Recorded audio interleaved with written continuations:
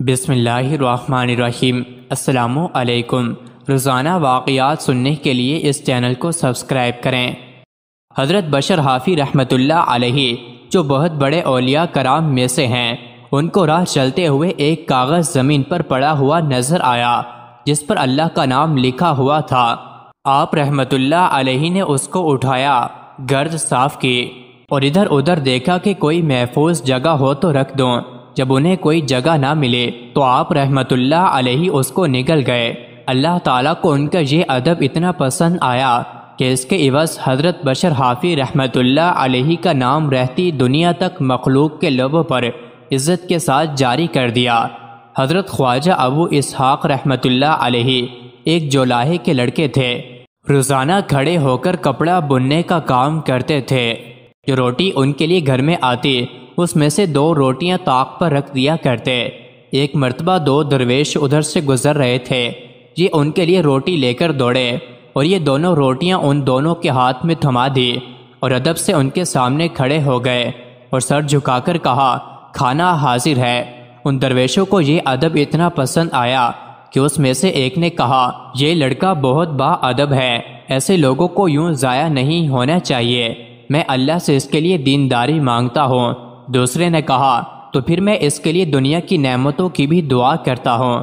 چنانچہ خواجہ ابو اسحاق رحمۃ اللہ علیہ کو جو شہرت اور باطنی نعمتیں ملیں وہ اسی ادب سے ملیں جو انہوں نے درویشوں کے سامنے اختیار کیا تھا۔ حضرت خواجہ نصیر الدین چراغ دہلوی رحمۃ اللہ علیہ کے ملفوظات میں سے ہیں کہ شیخ شمس العارفین ایک مرتبہ حج کو گئے۔ حج ادا کرنے کے بعد مدینہ منورہ کا ارادہ ہوا، لیکن پھر خیال آیا کہ زیارت نبی کریم صلی اللہ علیہ وآلہ وسلم حج کے طفیل کرنا تو بے ادبی ہے۔ چنانچہ آپ رحمۃ اللہ علیہ لوٹ کر گھر آئے اور ایک رات گھر رہ کر زیارت مدینہ کی نیت سے سفر کیا۔ جب روضہ رسول صلی اللہ علیہ وسلم پر پہنچے تو عرض کیا، السلام علیکم یا رسول اللہ صلی اللہ علیہ وسلم۔ روضہ مبارک سے آواز آئی، وعلیکم السلام یا شمس العارفین۔ اس سے پہلے ان کو کوئی شمس العارفین نہیں کہتا تھا۔ یہ خطاب ان کو تربت مبارک صلی اللہ علیہ وآلہ وسلم سے عطا ہوا اور اسی خطاب سے اس سارے جہاں میں مشہور ہو گئے۔ خواجہ صاحب نے فرمایا کہ تمام اعمال کا دار و مدار خلوص نیت اور ادب پر ہوتا ہے۔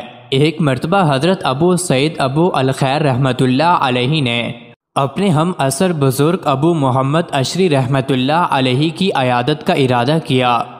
آپ رحمۃ اللہ علیہ کے خادم خاص حسن نے عرض کیا کہ ان کو آپ سے اعتقاد نہیں ہے، شاید آپ کے سامنے کوئی نامناسب بات کہہ دے، مگر شیخ نے کہا ہم ضرور جا کر عیادت کریں گے۔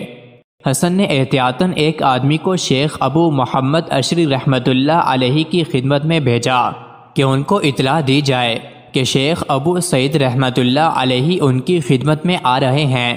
یہ اطلاع ملتے ہی انہوں نے قاصد سے کہا کہ اس ملحد سے کہہ دو میرے پاس کیوں آ رہا ہے، گرجا گھر کیوں نہیں جاتا، گرجا گھر جائے۔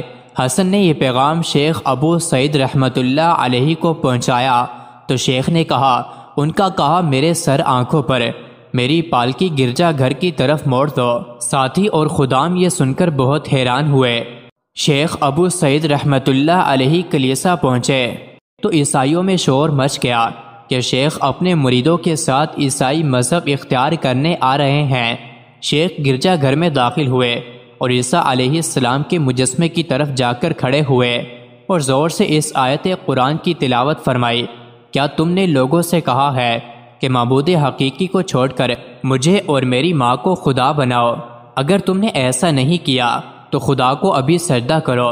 جیسے ہی آپ رحمۃ اللہ علیہ نے یہ بات کہی، دیواروں پر لگے ہوئے اور زمین پر رکھے ہوئے سارے مجسمے زمین بوس ہو کر سجدے میں گر گئے۔